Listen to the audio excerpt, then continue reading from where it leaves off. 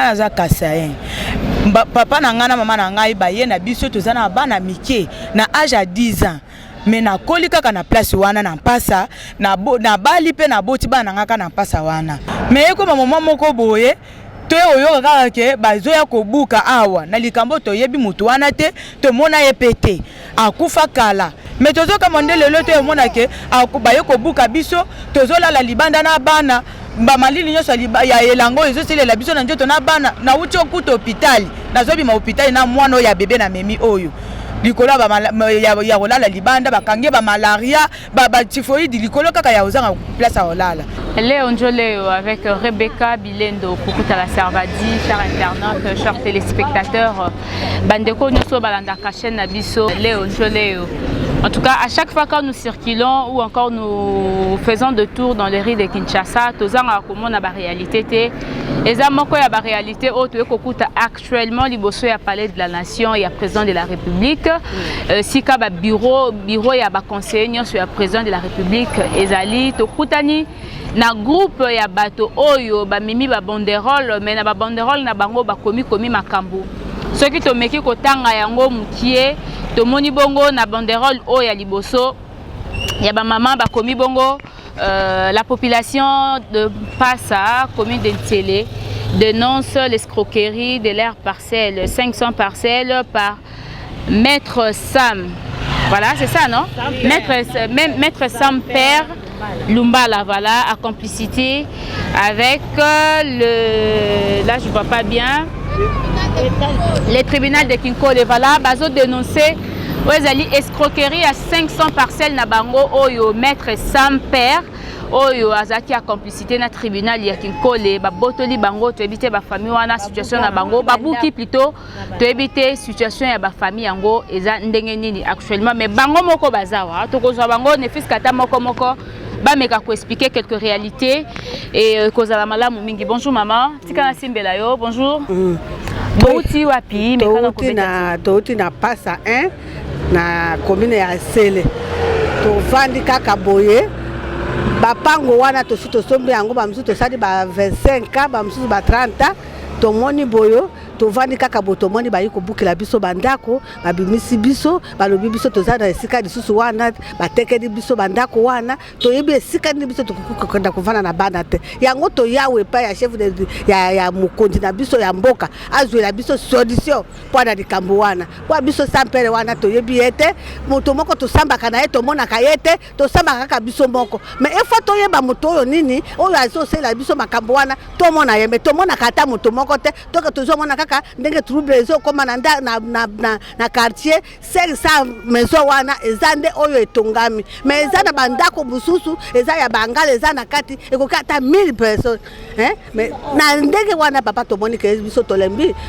mokonzi zola biso solution yo lobaki ke peuple d'abord nde yango to yikolela salela biso tout papa to zadi banda na banda to zana kimia te tala position to komi biso ba mama to komi mitelengano na banda to okenda kusuka wapi sa pere wana to yebi ete butoboko to yebi ete to zana besoin de bozola biso solution pona bapango na biso. Voilà, na epa mama wa ebanda kinenge nini ezaki sa eloko eleki ya combien de temps déjà? Mama biso to vandi kola mikolo ebele to yebi ata moto abimele lote to somba banda kala to yeko kuta briska to tongi banda to kuta ni terre biso mama ban pango na biso moto pikoli banzete to zotumba makala to zotumba bati to zokanga mbinzo to zokena biso to zolongola magolo to melimai kaka lelo na bambulo ba 20 ans passé to yeko kuta na baoko asomba baoko ango akufa na ye mwasi na ye 4e bureau sénégalaise apesi nini droit na avocat na sans père avocat na nchili kuna ndako na ye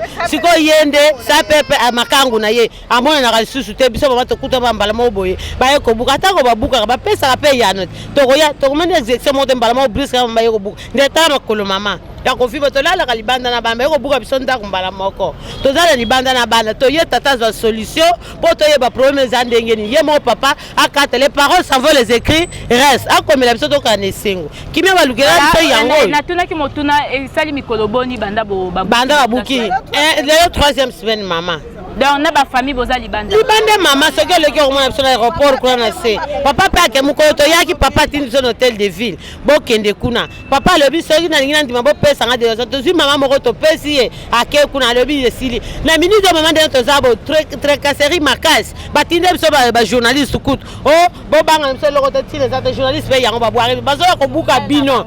Journal ya bato ba sans père. Ba tinde biso maman bazo ya ko buka bino bo banga na minute gouvernement to zo prouver yango. Et le que personne pas dans libanda maman tozola na ban tozo prouver gouvernement oyo eza pamba. Voilà, merci beaucoup maman. Naïa wa maman na moni na papier na ebité makamunini yo eza na papier o soko ko expliquer biso ngo ndenga mutu. Eza journal ya moyibi oyo sans père akendaki kuna apesi ba mbongo na ya lobi tolingi to prouver nani peuple oyo ya nani ya Tshisekedi.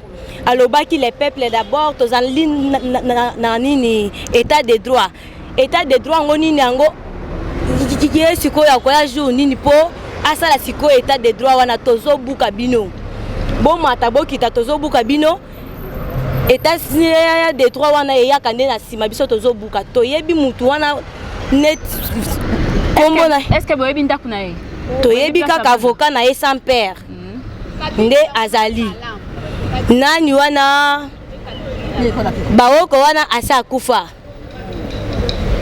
mwasi na ye ya misatu nde aye kotelema na likambo oyo atikala kosomba pe epa mutu te chef coutumier pe atelemaki alobi ayebi ye te azali pe na mikanda na ye ezali na des sortes ya cachet na ye cachet moko ezali ya République démocratique du Zaïre na République mususu du Congo. Toyebi na biso sans père te toyebi pe baoko te. Toye ko réclamer président asele la biso ngolu alobe la biso pona makamba ba parcelle na biso. Tozalinda na problème ya état de droit. État de droit nde yango papa lobaki les peuples d'abord. Biso tozo kemba tozo la libanda na bana tozo nyokoma. Ça fait maintenant 1 mois tozo la kalibanda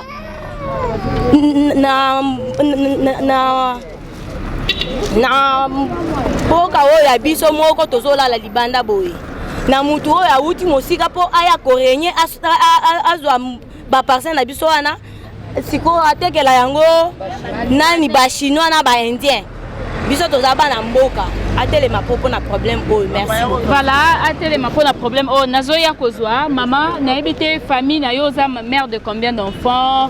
Ana zana bana 6 na boti bana nanga 6 to kotaka na mboka wana ezaka na remoko bazo benga biso pakata mbangu ozana kacha mutuka osimi mapapa na maboko ezoko kitala na mutuka yo banda mbangu tozo pikola banini batondolo banani tangu tezalaka zamba toyebaka mutu wana te totikala koyeba te na boti bana soki 10 na kacha pasa wana na moni ni baoko nini tovandi kaka boye toyeko mona boye o bazobuka bino batekeli banani la première jour bateke do moni kaka bamindele baye babandi kotia banini na bangwana o bino boza lisusu ati babuki to bengana kaka bamindele wana basana baza benje to bengani bango nini telefone na bango ekoyaka toyeko tela na kati ya filme wana badoko basiba filmaka biso nyonso na kati eloko na biso moko na mutoki baya kobotela biso solution emonana. Ok, merci beaucoup. Avant de papa kuna na ebité maman soko simba. Ngai tout d'abord nazana ko remercier na chaîne oyo. Problème na biso to yela oyo komi deuxième fois. Première fois to yaki apana ko Première fois to yaki apana ko déclarer pana problème ya un individu moko to yebiete ayeko bima oye baoko azana concession en passa 4 hectares. Ya mwana siko to yakawa to yeko kutana papa Kamere.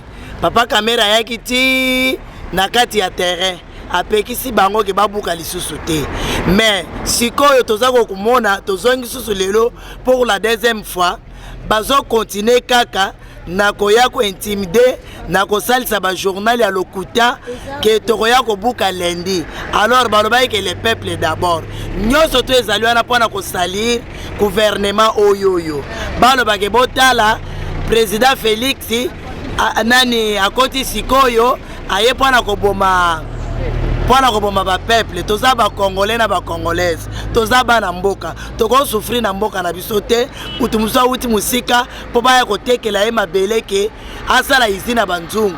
Alors yango to sengi na numéro 1 papa Félix toye ko senga na papa Kamere botale la biso problème oyo eza ko renye mingi na bachangu na bakomina ntele wana donki likambu ya bamapango etomboki. Alors baza kosala sese y compris na bakonzi ya likolo bamusu baza na kati ya problème wana. Papa Kamera tindi biso na hôtel de ville toke na hôtel de ville nani solution ezate gouverneur aboya ta ko sentir biso à 3 reprises la recevoir donc à décevoir biso. Alors yango wana to monike tozonge la papa Kamere je wana ezana ba kontina 4 botelemeli corruption bango bazoyo katena corruption bazaka ko corrompre bango pona association ya ba escroc ya ba oko oyo donc oyo basali association y compris donc ezali na ba 4e riba na 4 kinkole bazana 4 donc ozomona ke ba procureur wa kinkole na ba grevi bango nyos na ba soda bazotambola na bango ba soda o ya district ya Kampem bango nde ba soda o ya district ya Kampem bazotambola na ba escroc wana bazoyaka pona ko intimider biso yango na tolobi ke numéro 1 papa Félix yoka ba mama ya mpasa baleli tolali libanda na bana moi yango elinge koka boloba ke le peuple d'abord toza na kati ya mboka na biso Congo pona nini tozo souffrir. Alors tala likambo papa la musa miso ba escroc baza ebele baza na association ba escroc. OK, merci beaucoup maman la kozwayo sima nazwana no ba papa awa ba mekana ko expliquer biso actuellement réalité nini oyo ezo déranger ba habitants ya Passa soki ko expliquer biso to moni ona mikanda to mona ki un moment na bamura o babande ko senga bino bokota na kati bo solola. Présence na bino aweza pratiquement pour na revendication ya mapango na bino bayibi mais quand on ko bet la solo yango allons et à détail. OK, merci maman journaliste. Par rapport ya problème ezo déranger biso na Passa. To moni ete biso terrain oyo tozana mikanda oyo ezana ba preuve oyo ezo kotelesa ouverture ya terrain ezalaka quand parce que terrain ezali terrain o ba pesi ba sinistré depuis 1990 les alaka ouverture ya terrain c'est-à-dire ba sinistré ya maya makelele nde basalaka arrêter likolo na bango pour partir wana bazwango ba pesa ngo ba sinistré mais ezoko comme ça biso après avoir ko sala arrêter donc arrêter moko ekwanila te o ezali o tangu mbatwazui terrain wana lelo tozomona même na kati ya ba preuve mikanda tozomona ke terrain ouverture nango ouverture sebino arrêter wapi oyo terrain ebandi tozali kotalisa ke à part na kati ya banani ya règlement de conflit tozali komona ke par rapport ya ndenge ndeko oyo azali ko brandir certificat moko un faux certificat o toko ko benga yango yo tokolakisa na population pe na président ezali kolanda biso na tango na likolo ezali République du Zaïre na CA caché ezali République démocratique du Congo a ezali na D caché ezali awa na CA ya République démocratique du Congo et bongo awa na tango ezalaka certificat ya malamu komona ba komi République démocratique du Congo bien du Zaïre.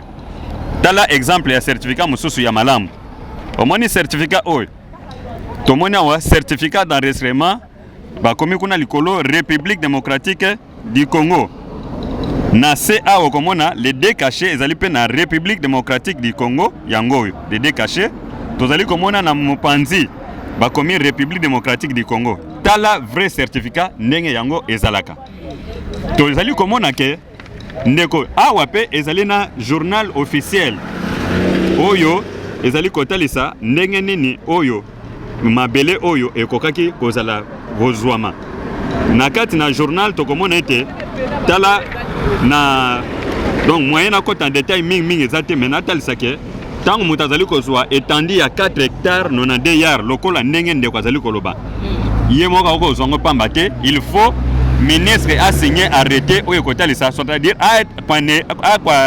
asala nini oyo il faut ezala abrogé c'est-à-dire ko annuler arrêté liboso pona kozwa bapesa arrêté ya mibale epa ya moto oyo alingi kozwa mabele par rapport ya code foncière na kati ya ville ya Kinshasa moto moko te akoki kozwa mabele 2 hectares plus de 2 hectares oyo conservateur ya titre immobilier akoki kosigner apesa ye mais soki olingi ozwa 2 hectares plus il faut ministre a signé faut ezala na arrêté oyo epesami na nzela ya l'état mais et puis tant moto azwi mabele cadastre oyo ya mpasa ezalaki nanu te parce que awa na kati na mokanda ya baoko azokotalisa ke azwi mabele oyo na 1990 oyo ezali ya certificat na ye 1990 98 plutôt mais bureau ya cadastre oyo epesi ye mokanda oyo efongami na 2008 est-ce que nazo comprendre te tala contradiction na kati ya badocument na ye bongo jour oyo bazali kosigner bapesa ye c'est-à-dire basigner yango avant toloba ke moto oyo asali certificat oyo na ndako na ye azokopesa baoko na ndako na ye azelaka lokola aza noko na ye azelaka ti mokolo bakofongola bureau ya cadastre na nsima apesa aya kosigner aya kotya so ya bureau ya cadastre donc voilà un peu. Est-ce que basignalaki bino ne fût-ce que bien avant que mapango wana fo bolongwa wana eza ya motu te baye kaka directement ye maître sans père voilà aye directement kaka na bato et puis babanzo buka maman toza ta na information moko te oyo ye aye a signaler biso ke eza boy parce que le chef coutumier soki amoni ke population wana place oyo bazokozwa 4 hectares 92 yards ezali occupé eza ya ye population bamuso basomi na chef coutumier aza présent soki aza na soubassement akende pas chef coutumier comme ça porter plainte pas chef coutumier oyo atekeli bato mapango jamais akoki koya epa na biso aya kobotola biso mapango et puis azali kodétruire bato sans même autorisation ya hôtel de ville sans même tracteur hôtel de ville moto moko un individu ake kolouer tracteur ya particulier akoti nango na quartier abandi kobuka bandako ya bachinois. Est-ce que vous me comprenez, papa? Naïbité ce qui jusque là. Voilà, présence Nabino ne sika oyo parce que bozali boso ya bureau ya bakonzi, ya papa Kamere, ba conseiller ya chef de l'État a on a parlé de la nation. Besoin Nabino ezanini exactement chef de l'État to dire kabinaye bakoko debino na niveau nini. OK, merci maman. Présence Nabiso awa. Tozali ko ya kosenga apport ya chef de l'État, lokola garant de la nation. Comment on a que population locale est belle boy. Maman, na biso toza plus de 500 maisons. Combien de plus de combien de familles? Non, population de Golo bataba 3000 personnes, bien 2500 parce que 500 maisons, ils ont encadré combien? Ceux qui moko maman moko yebiso ya boti bana combien? Yé na yé moko boti na 10. Bon soko 500 familles, baza combien? Ba ko sacrifier bateau ebelé pour na baoko oyo za na faux document. Deuxièmement, à côté de Bouki anarchiquement, mais tout ça, papa qui s'est dit, alors le peuple d'abord. Il y a un président de la République, personne n'a pas trace ouana. Intérêt à l'obosser allié à peuple. Jamais beaucoup sacrifié et tendu au nion sopona. Bapé sango motumoko peuple au pour bâtir une toi y a parlé de la nation. Toi y a là, ils ont pas bissé va sa biso. Et puis ba place au ya yoko buka. Et ça ba place déjà attaque au lobby. Ce qui a tout le bactérie, ça a raison. À quoi vous le modèle, on a été et ça l'a raté jusqu'à tel point. Toujours que la RTNC, chef coutumier, il y a mon cas de démentir. À témoigner qu'il y a un sous-basmaté. Toké peine de pièce. Dans l'extrême de pièce, est-ce que c'est certificat à boy? Ils ont ça la honte, il y a baron. Parce que avocat, oyo, Azana baron, des avocats. Il y a Azana baron, il y a Matete. Il y a Matete. Est-ce que vous avez il fait la honte? Bon, yep sans père, Awazate. Azana Canada pour Nanine. Raison na lina tuna. Il faut bandeko ya baron ba yebisa biso baza na Canada pona nini. Pona raison nini elongoli parce que ba crime leki. Hein maman. Et ça lokola mafia o est bien organisée. O ya kobuka bandako ya batu boy. C'est vrai ata izalaka. Hein? Tracteur o eza tracteur hôtel de ville te. Soko kotala kuna journaliste papa tala tracteur. Eza hôtel de ville te. Hein? Ozi tracteur individu bandi kobuka. Pena presse o bisika ba compte bazolek. Ndo moni réaction na biso tozongi. Tozo sengana son excellence Kamere alekaki akabolaki déjà mawa monaki citation ye moko azanango mais tozo senga intervention na ye. OK. Parce que moyen mususu peuple la kutana nani na ye ezate ezaka il faut to ya to telema boy. Deuxièmement toke kuna justice nyoso kuna eza déjà corrompu partout tozo kende bato na bazo bimsa mbongo bazo corrompre pour ceux qui attaquent les journalistes l'accès au document oyo okomona ngo que non document oyo et ça document ko bimisa batanda kuté pa maman. OK. Merci beaucoup papa. Na ebité papa ko bakisa voilà. Eza na maman moko wa mwana zo déranger ye. Na ebité soka ko ya voilà. Alingana bakisa. Voilà. Comment était na kata ka oyo? Na kata ka oyo eza na ba maman ba boti ba prématuré. Eza na ba maman ba papa mususu te sikoyo. Baza na hôpital po ba buki bango bandako et puis tant bazo ko buka anarchiquement na ba aveugle na kata ndako bazo kangela bango bandako. Tu peux comprendre?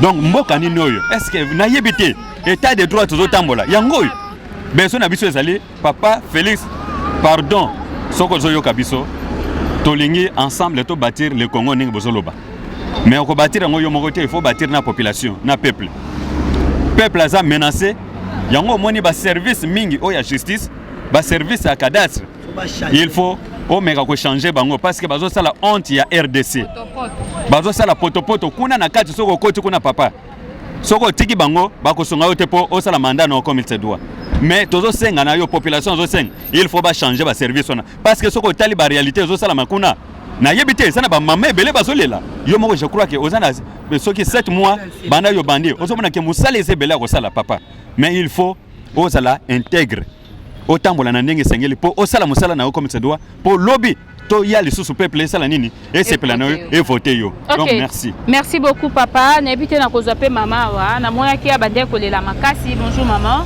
Bonjour papa. Voilà passe na yo eza na niveau nini par rapport ya bandako na bino bozo revendiquer le passe na ngai eza na place yo ya makamanda ko babuki biso. Nga za kasayen. Papa na nga na mama na ngai ba ye na biso tozana bana mike na âge à 10 ans. Mais na koli kaka na place wana na mpasa na bali pe na boti bana ngaka na mpasa wana na tika koyoka likambo ya muto oyo bazobenga ke baoko na yoka yango te mais eko mama moko boye to oyo kaka ke bazoya kobuka awa na likambo to yebi muto wana te to mona epete akufa kala esika pe azaki koloba ke place na yo eza pe ngambo na biso wana te kote na epete yebi pe yango te mais tozo kamande lelo te mona ke baye kobuka biso tozola la libanda na bana ba malili nyoso ya elango ezo sele la biso na njoto na bana na uti okuta hôpital nazobi ma hôpital na mwana ya bébé na memi oyo likolo ya olala libanda bakange ba malaria ba typhoïde likolo kaka ya ozanga place olala yango na toye pa mokonzi mboka ata ela biso likambo oyo ata ela biso likambo atika biso te tango ye moko amonaki papa kamera ye moko akenda ti place na amonaki position tozaleli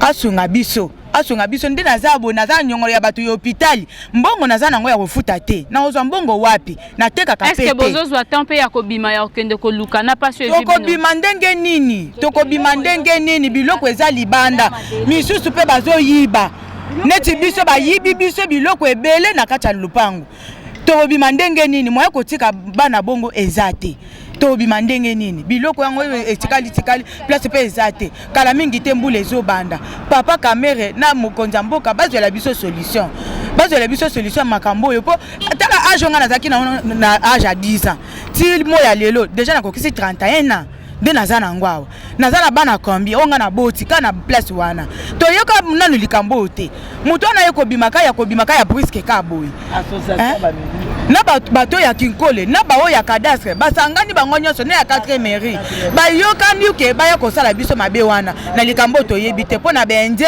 baya kotonga ba immeuble place wana ezalaka te na mboka na biso moko tokoma lokwa étranger toyaki nde koluka awa na mboka Kinshasa te. Ok, merci beaucoup. Je crois que le message ya bandeko oyo et koyoka pe kokoma na matoi ya bakonzi ya mboka na biso République démocratique du Congo. Ngana lo bakatango nyonso tango tozozwa temps biso bakonzi bino bakonzi plutôt na biso bato peut-être tozana na bisika moko oyo tokoko respirer total rappel ba vie ya bandeko mususu. Alors ba Congolais actuellement bazo souffrir na ba situation nyonso. O ezali sous moko ya basango ya mawa o tokoko yoka bandeko bavandi na passa pendant 20 ans plus ou moins banda 1990 si lelo donc balobi même plus de 20 ans espace wana bapesaka bango tango bautaka kozwa likama na ba sinistré ya ma ya makelele voilà nde basalelaka bango ba document oyo ezo notifier que espace wana bapesaki bango bapesaki bandeko bavanda.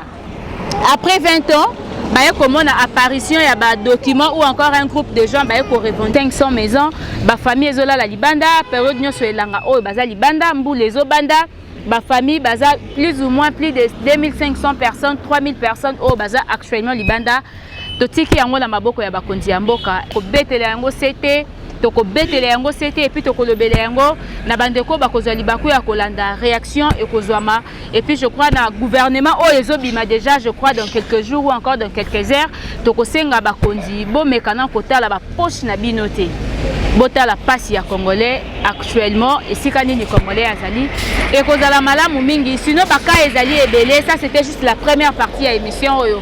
Mais au moins je dis un grand merci à l'équipe technique Richi Ipukuta Epsi Mage Odon Boulamba les coordonnateurs.